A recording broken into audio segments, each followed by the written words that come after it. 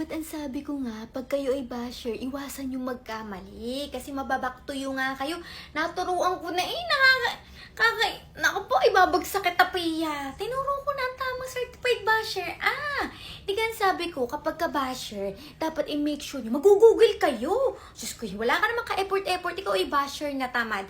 So, garne nga ang siste. Sabi sa akin ni Pia doon sa Blue Up, garne, na kesyo daw, ang tawag nito, nabasa daw niya ang combo daw namin. So, kay isip ng isip, nayopak, sabi ko, ano yung combo? Kako, biskwit gayon. Sabi kong gayon.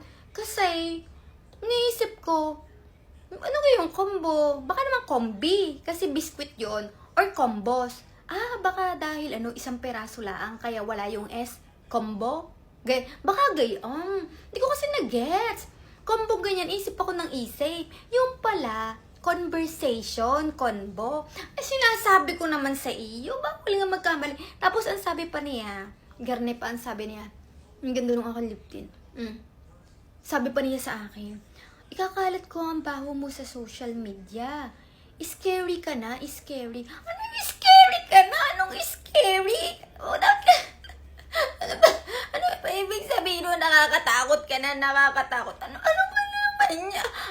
Bagsak ka sa akin, bagsak. Hindi ka certified basher.